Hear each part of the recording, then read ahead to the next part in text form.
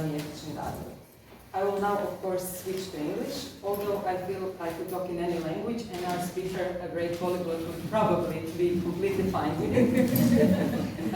I'm extremely honored that we have had the chance and a privilege to host Professor Wolfgang Ulrich Dressler, who kindly agreed to give a talk for us at our section for early language development.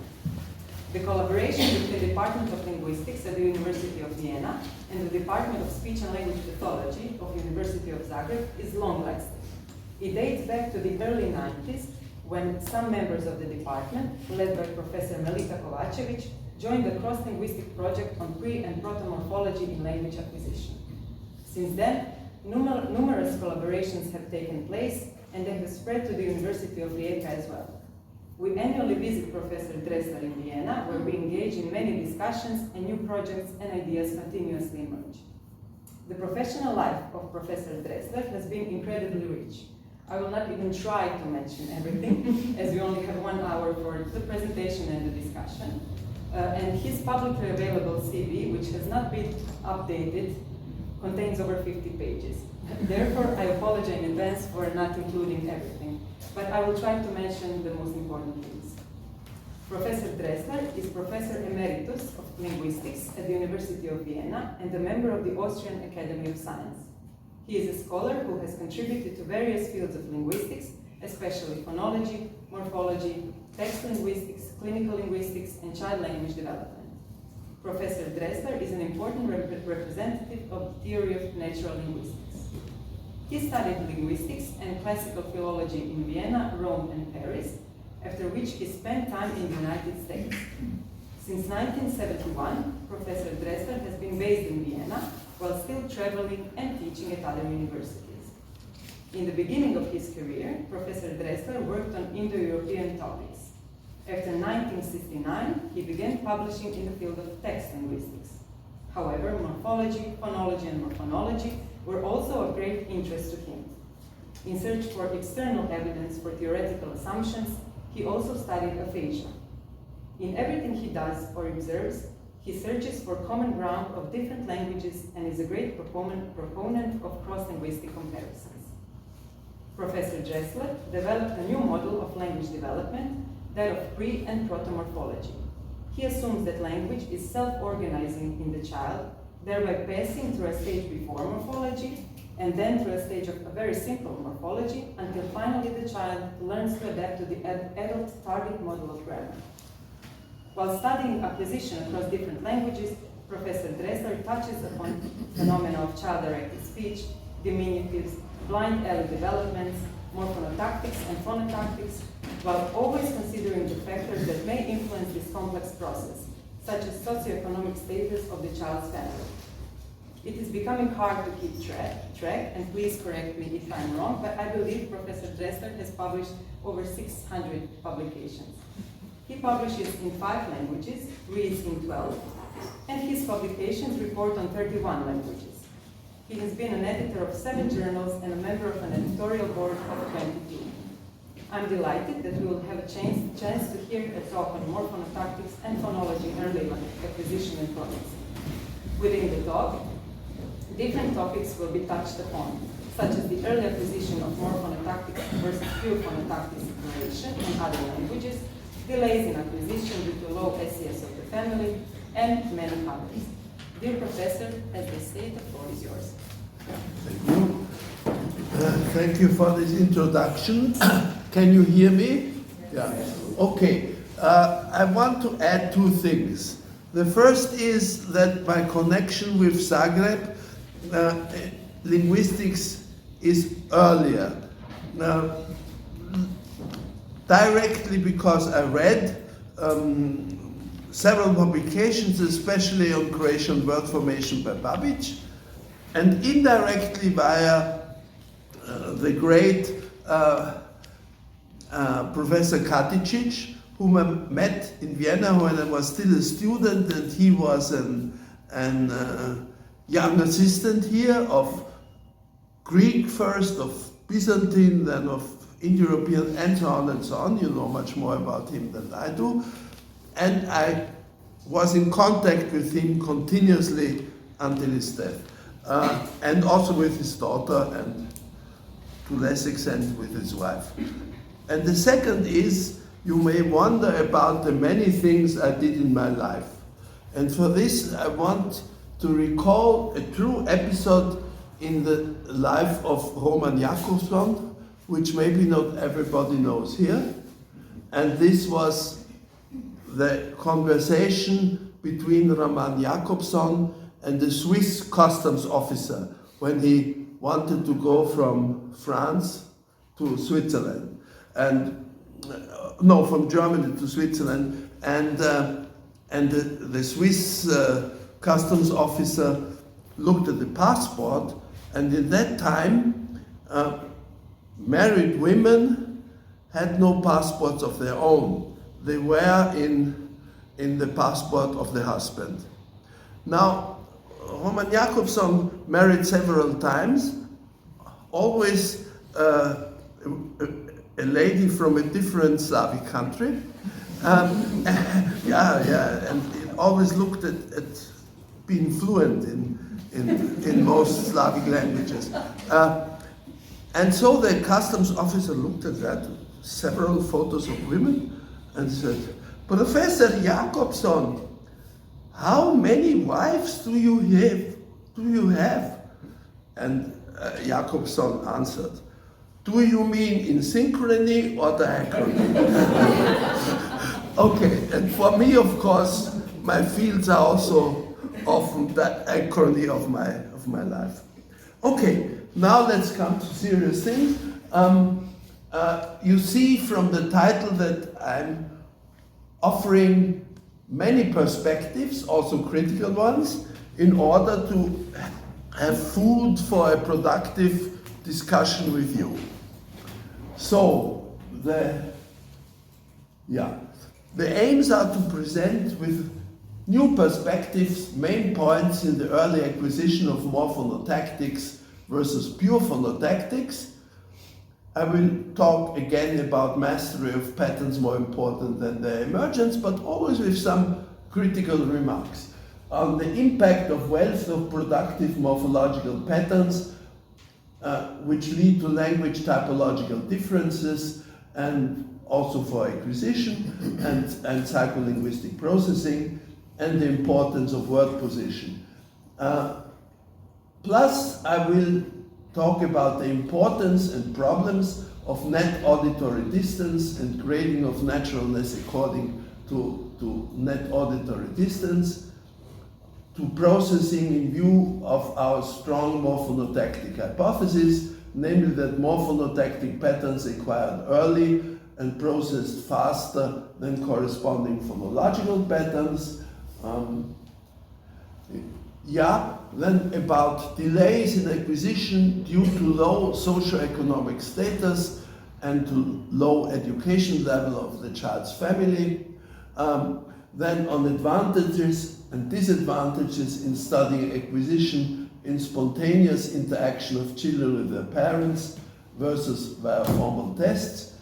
What to avoid in processing experiments, namely word lists. The question about offline versus online processing, about simultaneous versus successive early bilingual acquisition, and about the advantages of natural linguistics models when studying blind alley developments in acquisition, and then outlooks on projects for studying reading in elementary school children and the progress with new methodology. I hope that's enough food for discussion. Oh no, sorry, it's too much. So, methodology. First of all, the normal methodology of the cross-linguistic project in pre- and proto-morphology and language acquisition. But there is a problem in the interpretation of problematic cases, which sometimes occur, no? Here we take over a methodology from the sociologist and pioneer of hermeneutische Wissenssoziologie, Hans-Georg Söffner. And this works in terms of the format of a group interpretation, which is influenced by Karl Popper's falsificationism. So, Each group member is asked to propose an interpretation of the problematic case. And the others have to try to falsify it. And which interpretation survives falsification attempts best is the momentarily accepted one, and that one which is taken over for the first publication. But of course, as the great American pioneer of semiotics always insisted on, namely Charles Sanders Peirce, is the perfectibility of human knowledge. So one is always hoping to get better interpretations later. Well, let's start with early acquisition of morphonotactics versus pure phonotactics. Maya Kalic and myself, and I'm very happy that she's here, we dealt with the development of morphonotactic and phonotactic word initial consonant clusters in Croatian in first language acquisition. But the problem is that natural linguistics always assumes continua, therefore also here, continua between morphonotactic and phonotactic patterns. First problem, not yet dealt with. Next comes, what about if there are infrequent patterns?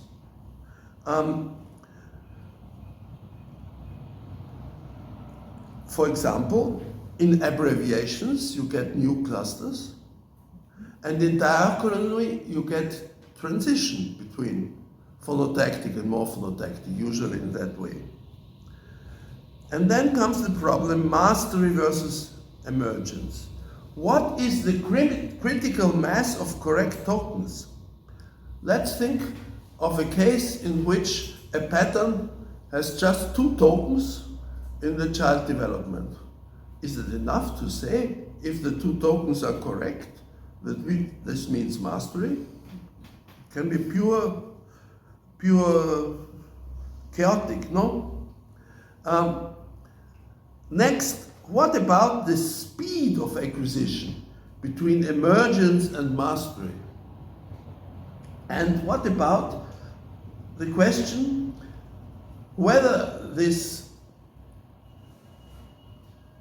acquisition process of clusters, how this is connected with the speed of phonology in general and with morphology in general? So these are all open questions. Next, what about the impact of wealth of productive morphological patterns? That, of course, has language typological differences in inflection versus derivation versus compounding. And again, there are transitions. Let me give a German example. Der Hohepriester, the the Jewish high priest. No? This can be inflected like a compound, der Hohepriester, genitive des Hohepriesters, just with the genitive ending at the end, or like a phrase, a lexicalized phrase, des Hohenpriesters, and there you get a new cluster, no? And so on. And also there are transition areas between inflection and derivation. So there's the question of these transitions. And secondly, so far we have dealt with only with more or less consonantal languages. But what about so-called vocalic languages?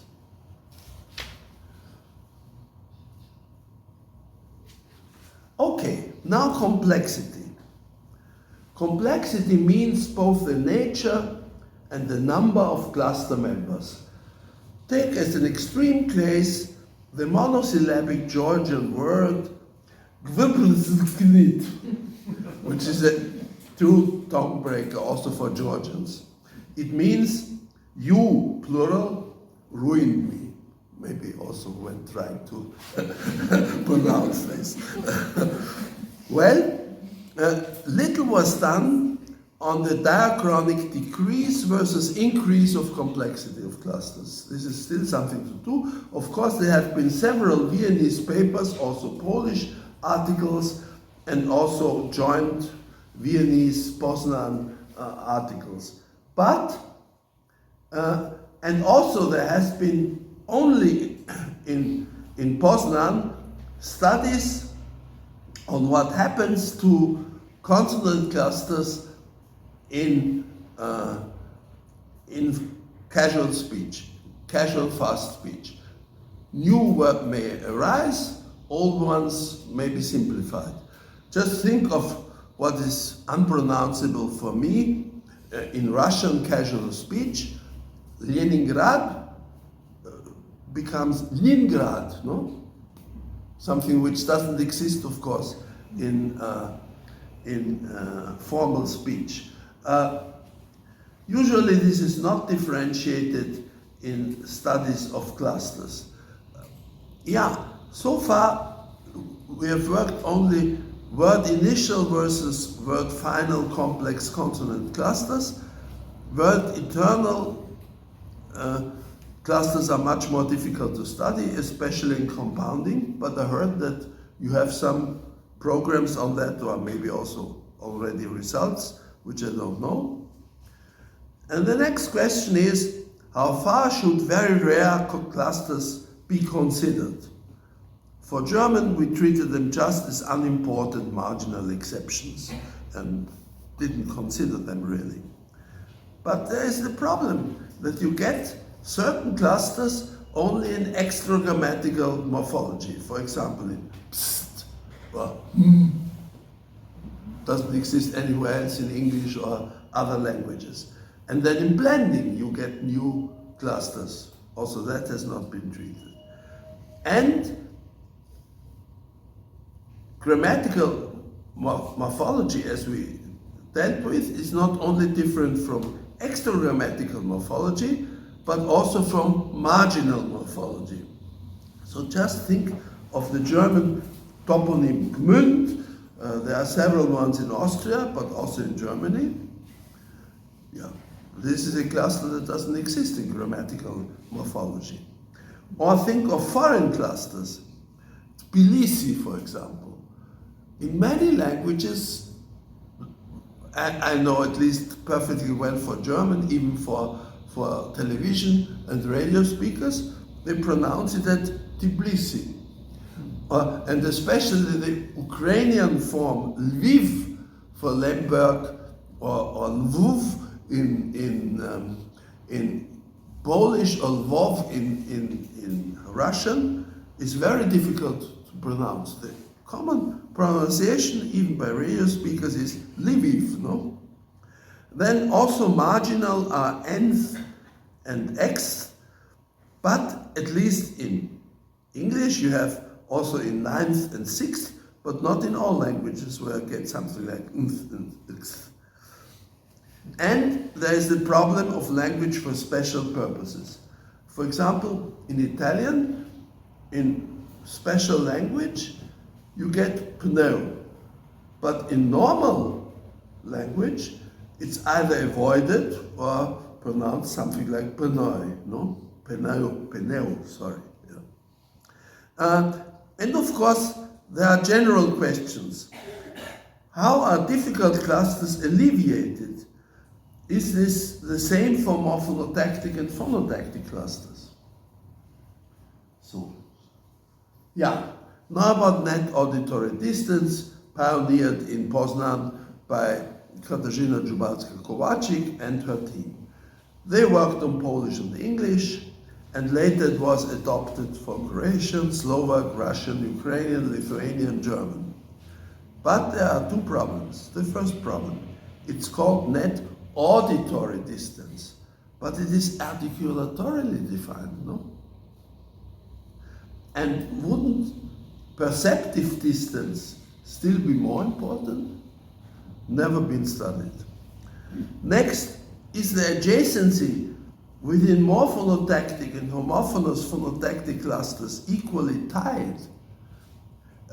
So it is possible but it has never been experimentally studied, whether in morphonotactic clusters one of the consonants is maybe pronounced a bit longer and maybe with an extremely small pause, never studied.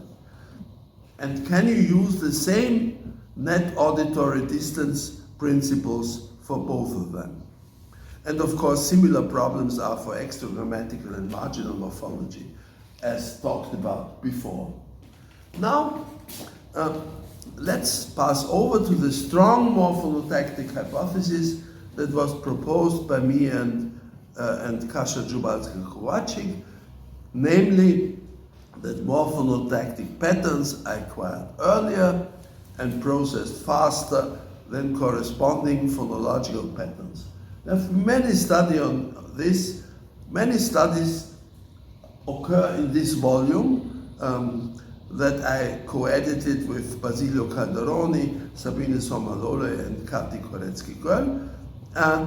And there's both acquisitional and experimental evidence in several languages, and many other publications are cited and briefly summarized there. Of course, we found an advantage of morphonotactic patterns, but only in case of wealth of morphology in this area. So for German, in compounding and with particle verbs, no? For several reasons. So if you have something like weggehen, where weg is stressed, so prosodic salience, and ich gehe weg, it is positionally salient, and we found that both in acquisition and processing. But in all these studies, we looked only at emergence, neither at speed of acquisition nor on mastery. And in a great publication by Aris Xantos and nearly 20 of us, including Croatian scholars, we found that speed of acquisition can be much impacted on by morphological wealth. Yeah, now let's go on. Yeah, areas of studying morphonotactics versus phonotactics, beyond the different areas of morphology we spoke about, like compounding, inflection, derivational morphology, extragrammatical, and marginal morphology. New word internal clusters can be in German due to change of German interfixes. Now we found that is never the case in aphasia. We have several interfixes in German, and of course they create different clusters, or no cluster. Yeah? But aphasics never substitute one interfix with another or leave it completely out. That doesn't happen. But we find such changes in diachrony, and we find intended changes in poetic occasionalisms. For example, the early romantic lyrical poet Joseph von Eichendorff used the occasionalism Eicheswald instead of Eichenwald, so creating a new cluster. Now, the impact of socioeconomic status. Well, in many studies, also many done in Vienna, we found delays in morphology acquisition due to low socioeconomic status connected to low education level of the child's family, via what happens in child-directed speech. There are many Viennese and Israeli studies on that, and there's still the question, can low socioeconomic status children ever make up? That's not yet clear. And the problem within the societal problem is that this is one of the important causes of the so-called inheritance of inequality due to different SES. And that's hotly debated in many countries. I don't know about Croatia, but for example in Austria, Germany, etc., US, it's hotly discussed. And one thing that so far has been done only in Israel is that the impact of child-directed speech begins with the birth of a child and is going on as long as children are still non-verbal. Now we hope that we can maybe make something like that also for Germany in Vienna, because our new, rather new professor of psycholinguistics has a baby lab where that could be studied. Now, another study that was all about morphology, but there's also phonology, it happens. So we found out, as the title says, that the vocabulary is a central link between phonological working memory and narrative competence. And we studied that with monolingual and bilingual children from different socioeconomic backgrounds. So, several things. First of all, the importance of narrations for acquisition. And there are especially Israeli studies of that, which show how important narrations are for acquisition. Next, narrations develop interactively between the mother and the child. Yeah? So when the child starts to produce narrations of its own, then this is done in collaboration with the mother who helps. Yeah? Also that for clusters has not been studied so far. Next, what to do or what to avoid in processing experiments. Of course, we have to differentiate between online and offline experiments. I don't know whether you know this study by Gary Lim, who showed that the knowledge of Latin facilitates Anglo-Canadian offline processing of Latin and vocabulary, but not at all online processing in terms of priming in lexical decision, for example, between whether a decision is primed by decide or vice versa, decide is primed by decision. And he found, he studied and was able to obtain processing experiments with all professors of Latin at all Anglo-Canadian universities, on the one hand, and on the other hand, Anglo-Canadians who had never had any contact with Latin, not even in church, because they were Protestants. No? And he found out that clearly in offline experiments, when you ask somebody, is this connected with the other, then clearly knowledge of Latin helps. But in online processing, not at all. So you see that this is quite different. And that shows that we should do both of them. And we showed also that there is a cooperation, that it's important to have a corroboration of online processing results with results from offline processing. I'll come back to that in a moment, to this study, which is named here. Next is avoid working only with word lists, as usually done in compound processing studies. So the participant get word list, one word after the other, and then priming is studied, lexical decision, complexity, morphosemantic transparency, opacity. But why shouldn't that be done? Because word lists are no texts, and compounds are processed nearly always in text. One is usually rarely confronted with lists.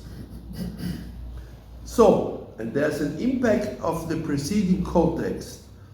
But before going to it, let me talk about much less evidence for the importance of the situational context.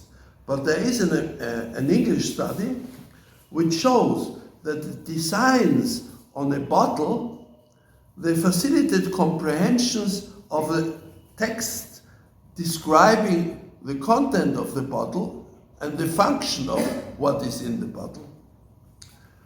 But now let's return to context where we worked in the same study that I mentioned already. We studied here always two sentences. The preceding sentence was of the following format. So it started, we went to the, and then we went to the water, we went to the river, we went to the zoo, we went to the house. And what we analyzed was the next sentence, the whole sentence, but especially the compound. And it always started with, the sentence was always the same, no? And it started with the waterfall. Clearly, if one has before, we went to the water, we have both cohesive and coherence between both sentences with the waterfall. If we went to the river, then it's only coherent, not cohesive anymore. We went to the zoo, it's rather incoherent because rather rarely zoos have waterfalls. And if we went to the house, no coherence at all. Yeah? And there were difficult differences in the online processing. And afterwards we always asked, which sentences fit best together? So that was an offline experiment, so to say, of coherence. And clearly the answers of the participants corroborated what we found in online processing. So it's very important to have both online and offline processing experiments. Now next, sorry, I forgot to show that. Data of spontaneous acquisition versus formal tests in acquisition studies, and the advantages versus disadvantages of collecting and analyzing data of these types. Of course, this may be known to most of you, but still I want to insist and maybe can tell you something new as well. So, in the cross-linguistic project in pre- and proto-morphology and language acquisition, we study spontaneous interaction between children and their parents. But the majority of acquisitionists uses formal tests. So clearly, the spontaneous way that we mainly do in our pre-proto morphology project has the advantages that the child learns from parental input, later also from other child-directed speech, but first from parental input. And not as many acquisitionists seem to believe directly from the target language, because many acquisitionists simply compare the development of the child to the target language as it is documented in grammars or dictionaries or in electronic data, which are always adult to adult speech, even if it's oral. This is a big problem. And what is important for oral speech, and this is not on the handout, I forgot to put it here, is that it depends very much on genres. So, for Austrian German, we compared the two diminutives, Chen as in Kindchen, child diminutive, and Austro-Bavarian, but standard, regional standard, Kinderl, okay? Chen versus Erl. Now Erl has for us very often an identity connotation with Austrian habits and whatever. Now, okay, let's see. In the enormous corpus that we have in Austria of all media texts, of print media of the last 30 years, clearly we found about double Chen than L. But in oral speech, it's the reverse. However, if the same mothers who are those oral adult to adult speech talk to their children, they use more Chen. Why? Because of the illusion that one should talk very correctly and beautifully to the child, and Chen is somewhat more beautiful than L. I don't know where that really comes from. However, the child feels more comfortable with L and uses more L. And now comes the biggest surprise of my linguistic experience of 60 years. An Alsatian called Adrien Barbaresi established in the Vienna Academy, where he was working for a few years, a gigantic corpus of twitters, of Austrian tweets sent from Austria, normally to other Austrians, okay? Now, what do you think was there the distribution between Chen and L? What more often and which ratio? L, yes, but what would be the ratio, you think? 3 to 1. 3 to 1? No. 280 to 1. Oh. 280 to 1. And this was a very nice proof that in our early studies on morphopragmatics that I did with Lavinia Merlini Barbaresi, we always said that diminutives, when they are pragmatically used, and that's when it's used in tweets, that they are rather not serious and ludic. And this is, of course, the case for tweets that we hadn't studied. Yeah. So, okay. Yeah, but the problem, of course, with all these spontaneous studies is that there are often not enough spontaneous data for studying a specific problem.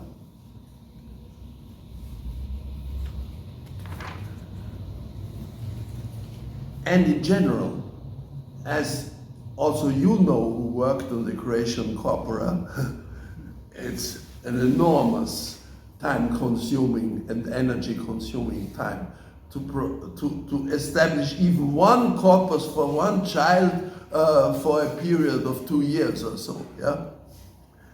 So formal tests are, of course, in general, just a much faster method, and also in obtaining rich data of a specific phenomenon you want to study.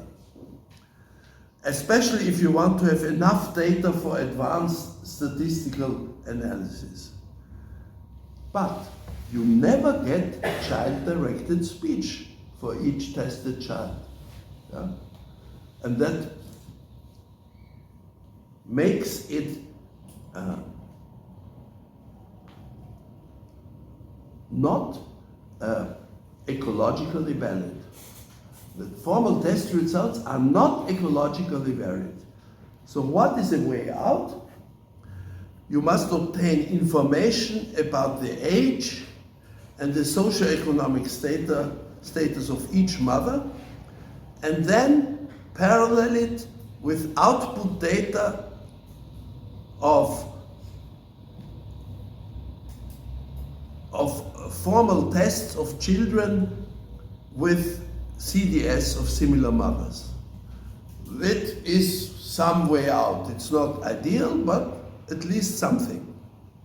So best one must use both methods. Now, about simultaneous bilingual acquisition, where Marina Chamba and I have observed a phenomenon that had never before been observed in simultaneous bilingual language acquisition. Namely, the most important thing is that we analyzed the simultaneous bilingual plural acquisition of German and Croatian. That means how the plurals developed of German and Croatian in Viennese children who simultaneously started to talk Croatian and German.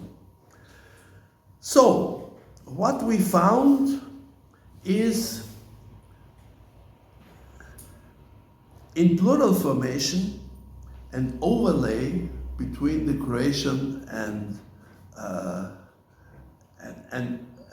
German plural structures. So what is called superposition, and I will talk later about superposition, what this means, a superposition of adult target language structures in the acquisition of plural formation, especially in the only homophonous plural ending in A. We found, of course, also that the Croatian plurals are acquired faster than the German ones, which is natural because it's much easier and transparent, the Croatian plurals, than the German ones. But what we found here is, you know, in Croatian, you have A plurals only of nouns ending in A. They're mostly feminines, but quite a few also masculines. However, in German, A plurals are productive only with masculines. They're unproductive with all feminines.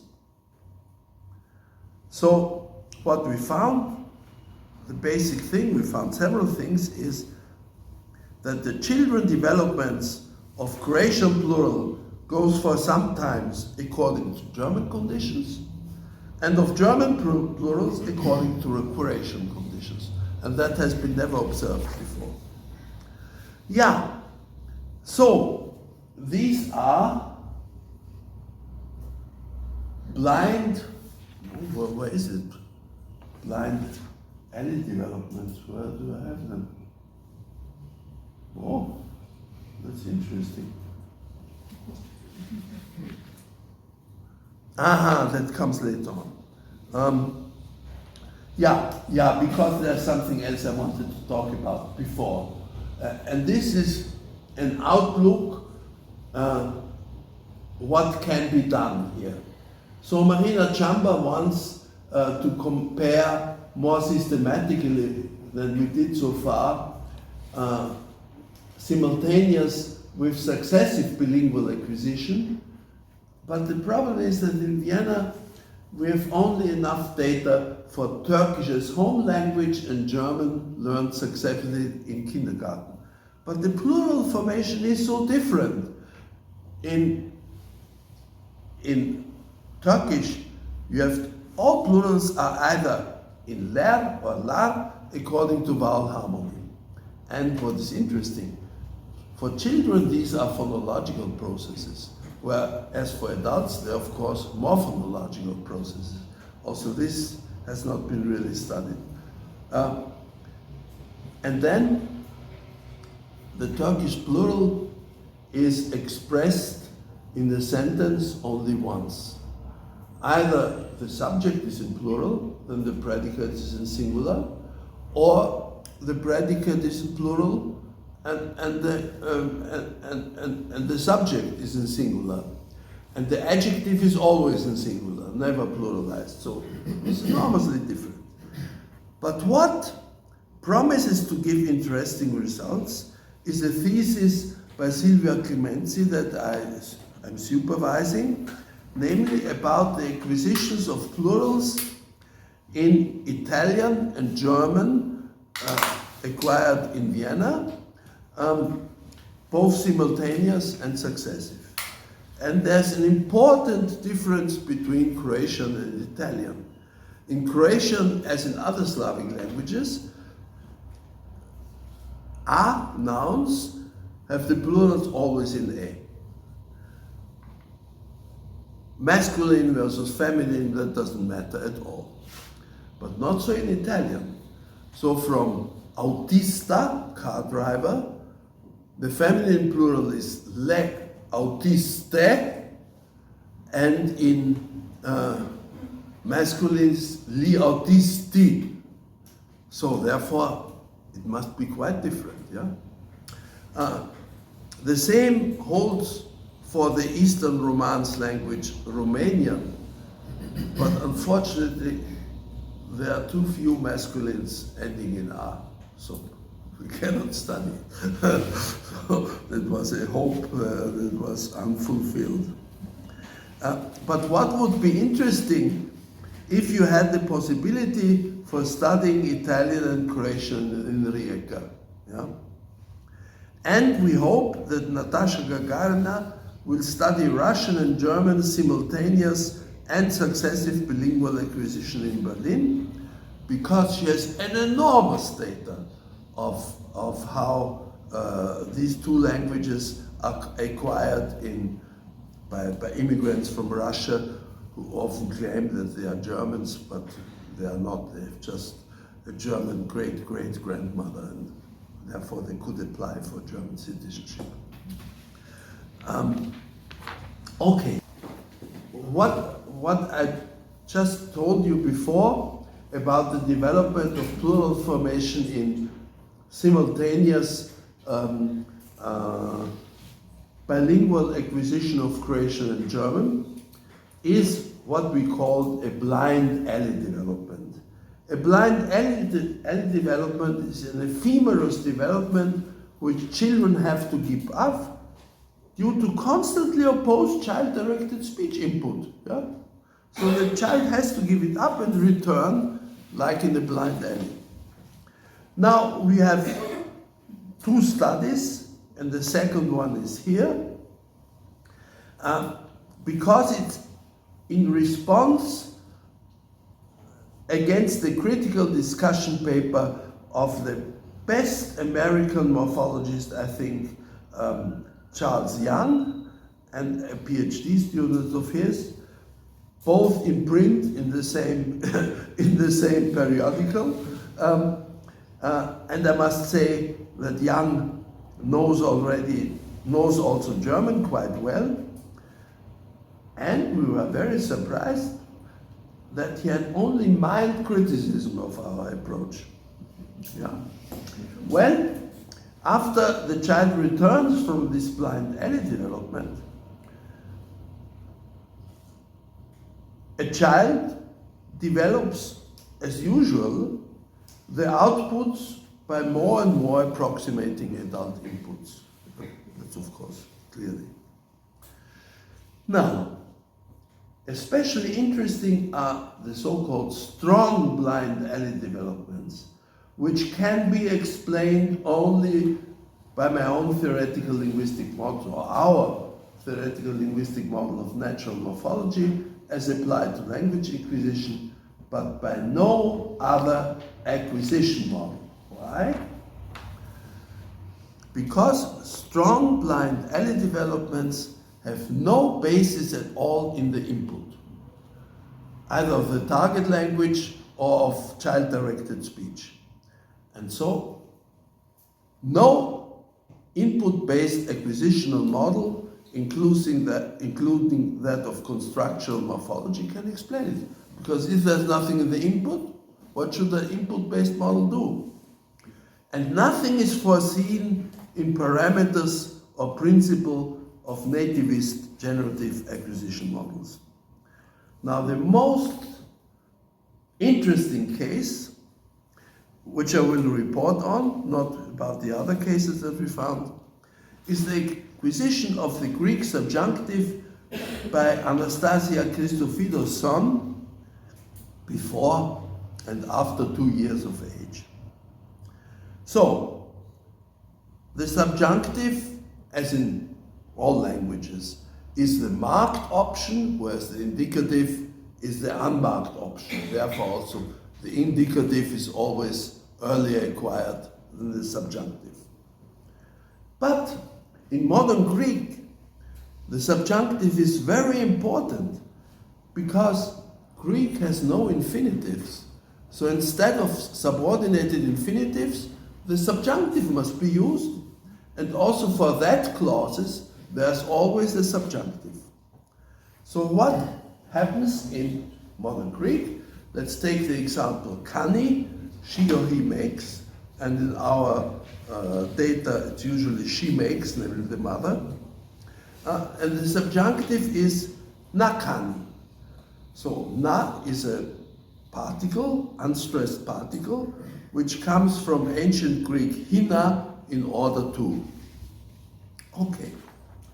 So the first strong blind alley development was the omission of unstressed particle na, which is to be expected because it's neither prosodically salient nor positionally salient.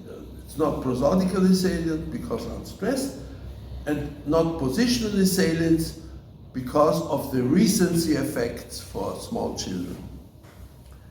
So for 2 weeks, he did the following. He omitted the unstressed particle na, as I explained, which is quite expectable. But what he did was an internal vowel lengthening. So instead of nakani, he produced kani. But modern Greek has neither long vowel phonemes nor non-emphatic phonetic vowel lengthening. So there's nothing in the input. Well, after 2 weeks he stopped because of the input coming in. For a few days he refused to use any subjunctive because he was desperate what to do. But then he produced the second strong blind alley development, and that for several weeks, of course, of wheels. And this was morphological reduplication. So instead of nakani, he produced kakani. Yeah? And this with many verbs, because he knew already more verbs than before. But modern Greek has no morphological reduplication. There's nothing in the input. Now to natural morphology, how it can explain that. Both phonemic lengthening and reduplication are frequent strategies in the languages of the world for expressing marked categories. And both is semiotically and cognitively based. Yeah? Well, I don't give you examples because they will appear to you. And what is interesting is that internal vowel lengthening is less natural than marginal suffix affixation, like in kakani. So this is quite to be expected in natural morphology, that the more natural phenomenon is acquired after less natural phenomenon. No? Okay.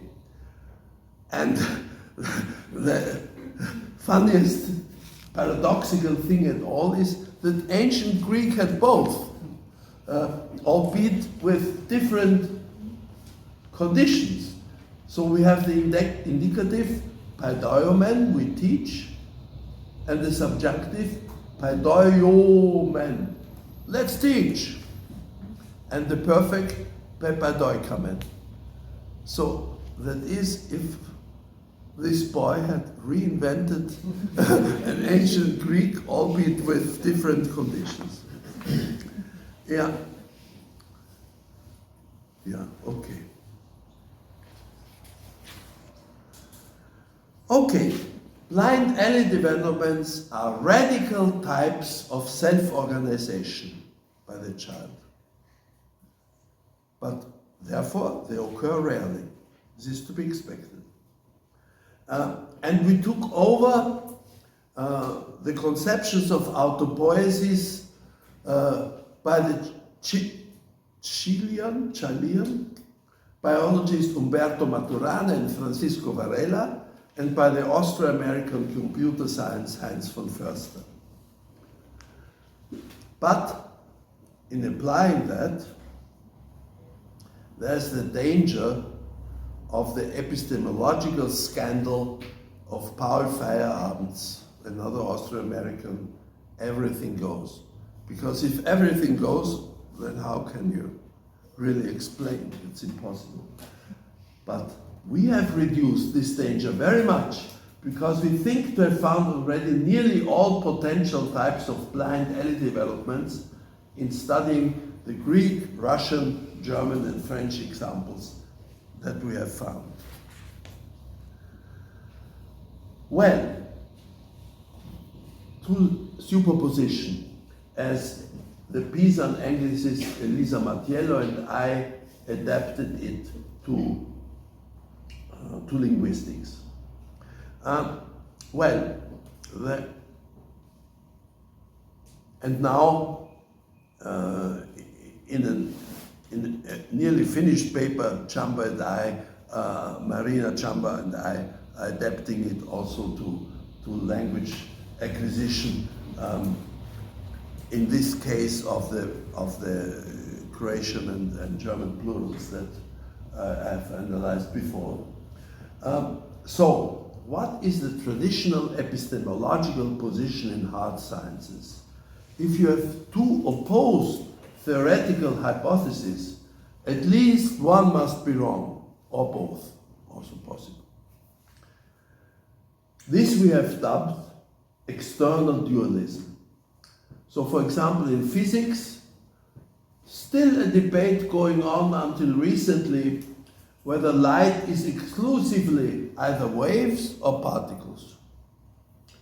Then it was detected that light behaves under certain conditions, like waves, and under very different other conditions, like particles. This we call internal dualism. But the quantum physicists, the Austrian Nobel Prize winner Erwin Schrödinger and the German Nobel Prize winner Werner Herbenberg, found out that light can behave simultaneously under the same conditions, both as waves and particles. And this was an epistemological horror for Albert Einstein for nearly 20 years, until he was convinced by Schrödinger and Heisenberg, and also by the Danish Nobel Prize winner Niels Bohr, who for many years discussed with him novelties in quantum physics every day. Okay. And our recent Nobel Prize winning Anton Zeilinger has much on the history of this problem. But today, it's public knowledge. In discussion of sunspots, they behave like they do in their intensity due to the fact that light from the sun comes as both waves and particles at the same time. So you see how much has changed. Now I'm coming to the conclusions. I've discussed many different phenomena and methodological problems, and I'm looking forward to an extensive discussion. But there's something I want to report on. I'm currently working on a bilateral project proposal on the progress of reading by children in elementary school with Vito Pirelli in Pisa, who is, I think, the best computer linguist in Italy, who has also worked on acquisition, on morphology with his own model of morphology, and is the co-director of the best computational linguistic institute of the Centro Nazionale delle Ricerche in Pisa. Okay, and we want to use for German what has been developed already in PISA. Namely, children, and studied from the 2nd class to the 4th class, have to read on an electronic tablet several words which are appearing after each other, always 3 or 4 words, and it's moving on until the whole sentence has been shown. And the child has to read it at loud voice and follow each word the child is reading with a finger, more often below or also above the word. Okay.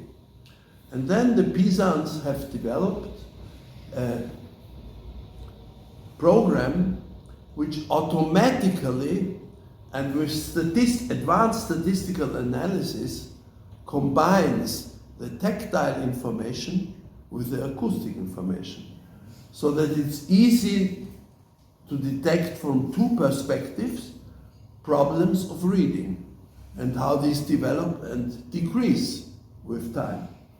And they have also nearly finished to connect it with statistical analysis with eye tracking. Yeah? So usually in eye tracking you do not go back, but you may read the word before again, etc. So several interesting things are happening. We hope to be able to use it in Vienna with our new, not very new, psycholinguistic professor Jutta Müller, who has a baby lab. And we want first to renew a European multilateral project that had first been rejected, and studying Italian, German, Greek in Athens, and in Cyprus, where the dialect is very different, influenced also by Turkish, and of Maltese and English in Malta. Maltese is very different, of course, as a Semitic language, and in order to have also English there, Pirelli chose Malta.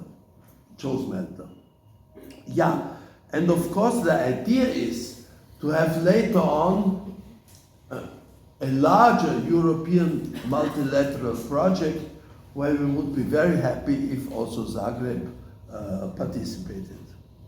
Yeah, that's it. Thank you for your attention and patience.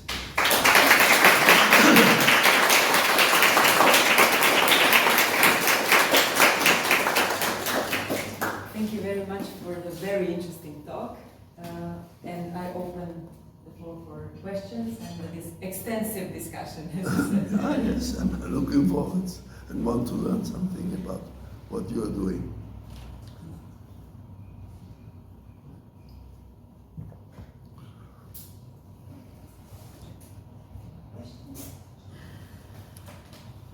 Who is the icebreaker? Because this is also a superposition, icebreaker of compounding and derivation.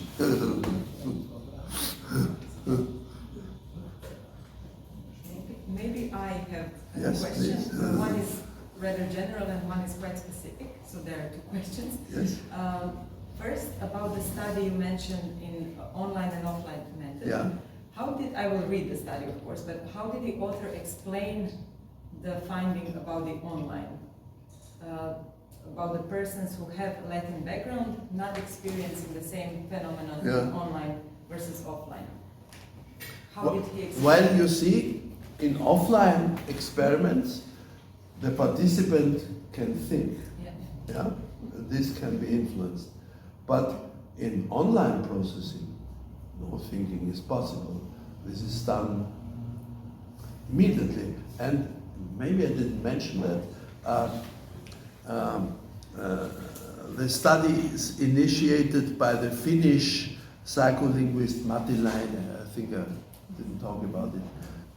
He proposed that we have in processing, in online processing, a so-called stupid parser. And this stupid parser tries to parse anything. Yeah? So when, for example, we hear or read hammer, then the stupid passer tries to find out whether this is an agent or instrument noun of to ham. That doesn't exist, of course, so processing takes longer, online processing. Yeah? So this shows that there are quite some differences, because of course in offline processing nobody thinks that hammer should come from the verb ham. So, yeah, this is quite different. Okay, and I have just another one. We talked when we were coming here about you having several PhD students. Yes. And ongoing projects now. So what do they work on specifically? You mentioned a lot of different topics. So what are they working on? Yes. Well, so I told about Silvia Clemenzi, who's looking for bilingual and simultaneous versus successive bilingual acquisition of Italian and German.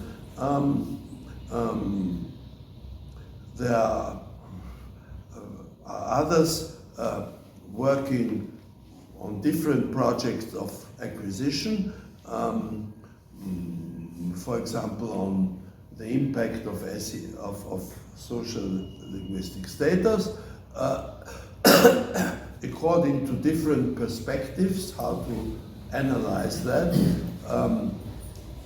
Also on Turkish home language versus German kindergarten language, and on the perspectives for school education, what it means. One of our collaborators is a bilingual, no, trilingual Turkish, Punjabi German speaker. Yeah. Then what else? I have two Iranian PhD students. One is working on autistic children, whether bilingualism helps compared with monolingualism, and the other is was quite astonishing and very much applauded by the evaluators who then accepted her proposal of getting it financed, yeah, by the Austrian Academy. And this is on left and right in English and Farsi texts. So there are enormous cultural differences, of course, between the two. What left and right means, just think that no Muslim is allowed, when they eat with fingers, to eat with the left. Impossible. And you may not stand up from bed with the left leg or something like that. So there are enormous cultural differences here. But, and this is important, these are just connotations. But she studies also signers of Farsi sign languages, and there the situation is quite different, because left and right have denotational meaning differences, you see? And she compares this with up and down, because up and down, there's no difference between sign language and oral language, yeah? And the connotations are quite the same. Let me just give you a nice German example from the times of the DDR, yeah? Communist times. So, in a city which lived on mining, there was one of those official communist demonstrations that you have known also in Croatia, of course. There was a flag, and there was written, "Der Bergmann aus der Grube kriecht, Glück auf, der Sozialismus siegt." So socialism will be victorious because the miner is creeping out of his mine, no? And this is, of course, connotationally impossible, exclusive, yeah? Yeah. So, yeah, this is, the results will be quite interesting. It's a bit difficult for her to find American signers, but she is looking. And, yeah, oh, I forgot, what is very important, she compares left-handers with right-handers. And of course the situation is quite different for left-handers and right-handers. Yeah.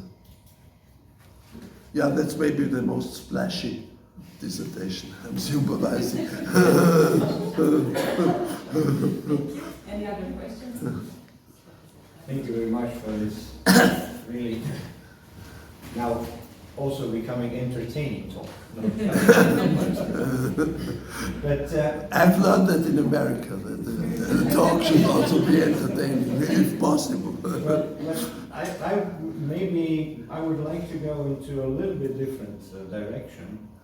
Our context at this moment, I'm a computation and corpus linguist, yeah. Of course, and we are now in the era of large language models.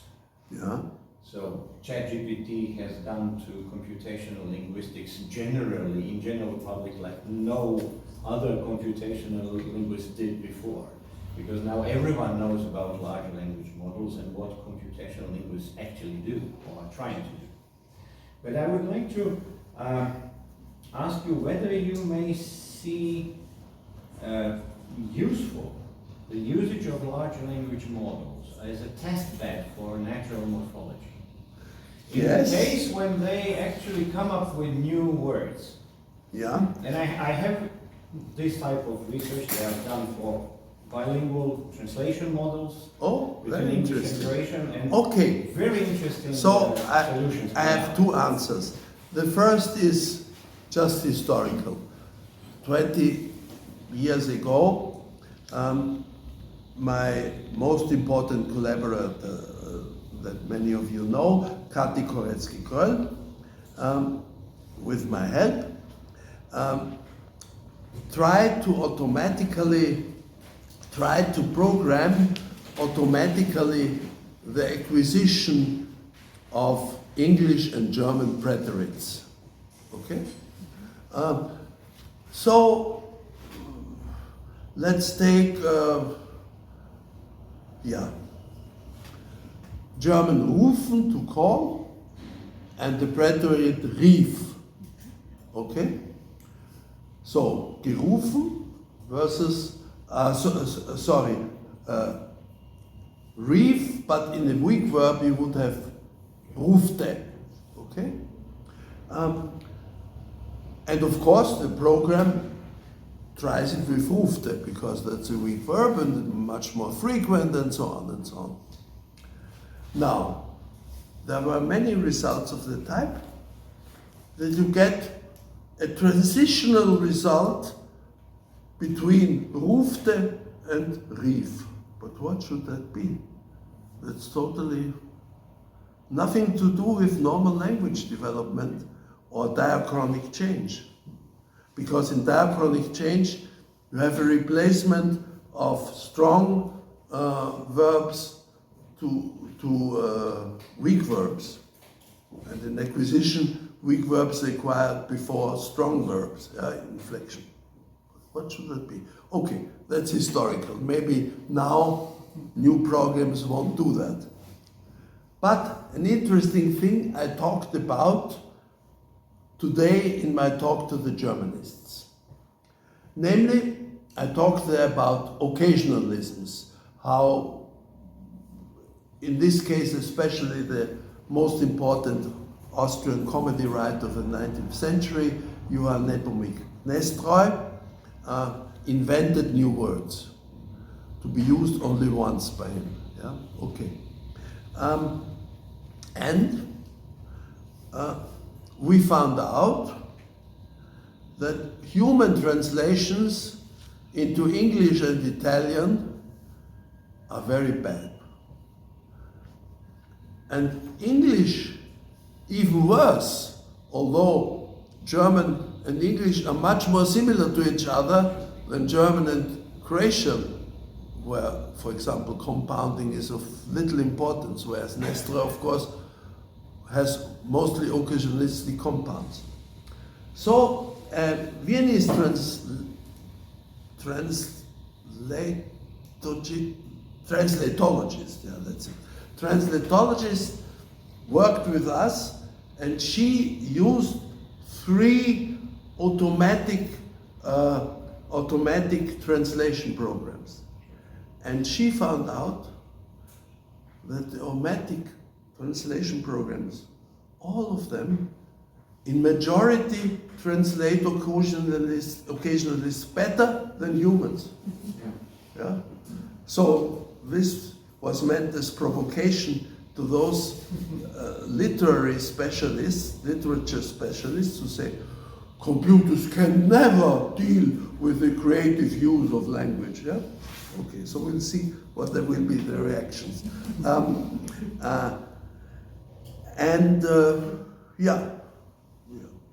So I think that might interest you, and we can send you, if you give me your email, I can send you the text. It's in print. Thank you. In the main translatologist journal. Yeah.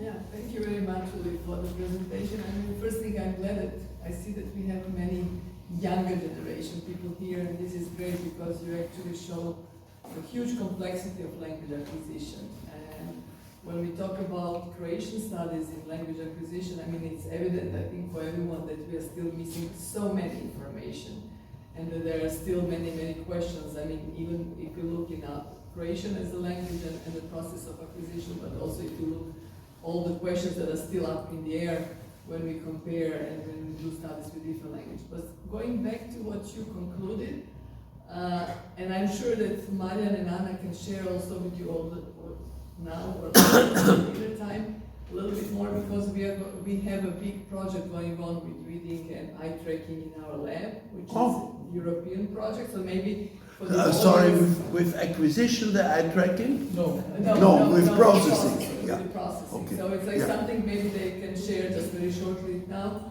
But looking what you propose here, I mean what you presented here, and maybe this is just a short summary, my kind of curiosity is, what is your opinion? It seems to me that it's a very complex